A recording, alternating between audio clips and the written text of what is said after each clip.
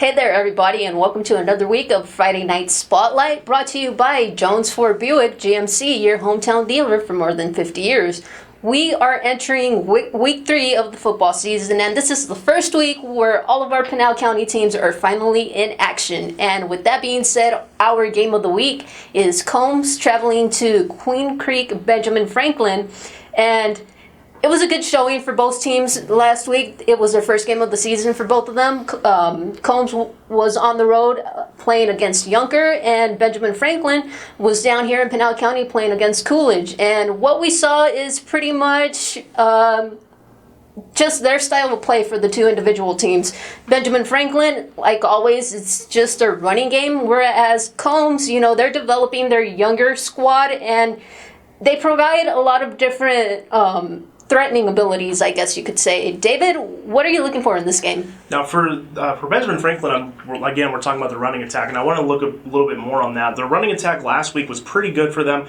They rushed 352 yards as a team last week against Coolidge, and so for Benjamin Franklin, they're going to have to keep that running game going and keep that momentum going, and for Combs, it's going to see what they can do defensively to stop that run game. They're going to have to be good on their blitzes, going to have to be good at plugging both those gaps to make sure that they can stop those running gains. And for Combs is an interesting team for me. They finished 500 both last season and in the 2019 season, so this is a team that's really wanting to finally bump over that 500 season mark. And for them, it's going to come down to Tanner Hale for me.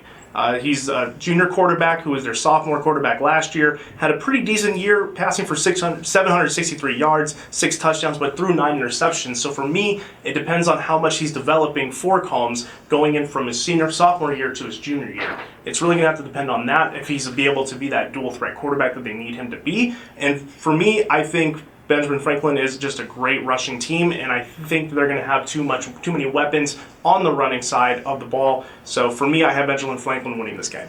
Okay, now I do have to point out that last year Combs had to deal with the whole COVID situation, so they did miss a couple weeks, which, they didn't have that whole 10-game season to just kind of develop further quarterback Tanner Hale. Also have to point out that this year they are without their star running back Joey Jensen, who graduated, as well as some big playmakers for them defensively in Jace Judd, Taniela Tonima, and Mason Brockman. So it's going to be interesting to see who can step up for them defensively. I do also have to point out that they still have Brody Tucker. Now, it feels like we've been talking about this guy forever. He is finally a senior, and this is a year, I feel like he's really going to be the team leader defensively for the Coyotes. And David mentioned him, Tanner Hale. For Benjamin Franklin, can they stop Tanner Hale's passing game? It was really impressive last year, and given, the whole summer and everything to work on, I expect him to be even more impressive this year. David, is there anything else you think people should know about this game? I think it's just going to come down to, like we've talked about, both defenses, and if they're able to stop the real stars for each team. Is Tanner Hale going to be able to run and pass how he needs to for Combs, and is Benjamin Franklin going to be able to stop them? Is Benjamin Franklin going to be able to run as much as they want to, and is Combs going to be able to stop them? It's really just a clash between these two big pieces of their offense, and it comes down to if their defenses can stop each other. For me, again, I see Benjamin Franklin coming out. I think their run offense is just way too good in this matchup, and I got Benjamin Franklin winning this one this week. All right, well, I'm going to go opposite here. I think Combs is going to come out on top. I really like their defense with Brody Tucker, Michael Davenport. Connor Wiles had a big interception for them last year. Given Benjamin Franklin doesn't really pass the ball, but hey, if they can keep putting pressure on the backfield, this is going to be one heck of a game. And with that, we will now transition over to our picks portion. And David, what game do you have your eye on this week? Maria, this week I have Maricopa against Skyline, and the reason I wanted to bring up Maricopa was because of their performance last week against Tucson. When I spoke to Coach Skinner, he told me that the team was dealing with a lot of injuries. So, for example, their starting linebacker, Chris Hayes, was playing both sides of the ball last week against Tucson, being their linebacker and also their starting running back. And he performed very well for them for the Rams last week. And it's really just, this team is a very scrappy young core that they have. They were down going into the second half last week against Tucson, but they were able to pull it out and get the come from behind win. So this is a very scrappy team that is willing to fight in any kind of situation, and I really like that for the Rams and this young core. And the reason I say young core is because this team is mainly built behind sophomores and juniors. They have a handful of seniors on this team, but it is mainly a young group of sophomores and juniors that are leading this team for the Rams. And Coach Skinner can really mold and shape this team with this young core that they have. So I think this puts them at a very good edge for this game.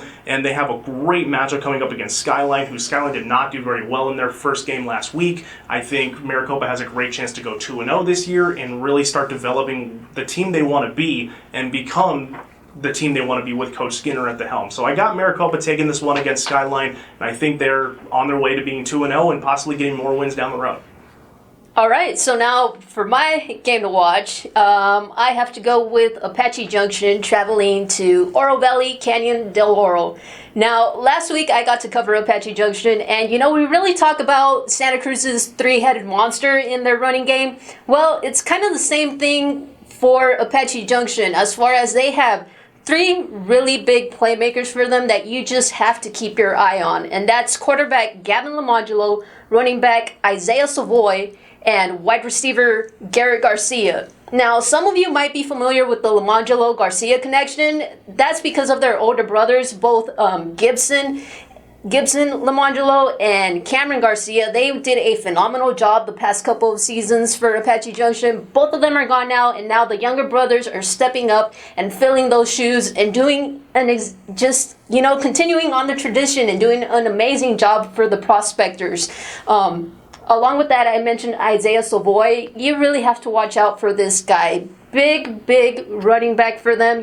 Just can bulldoze right through people. I mentioned Santa Cruz's Steve Calvin just running through people. Isaiah Savoy does the exact same thing. And this team is just really fun to watch. Just those three going at it and just what they can do. And it's not just offensively, it's also defensively.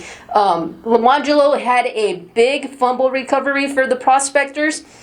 And then Savoy had this really big play near the end zone where he almost intercepted a pass. So it's going to be interesting to see how they can go into Tucson and play against the Dorados, who lost last week to South Point Catholic 56-0.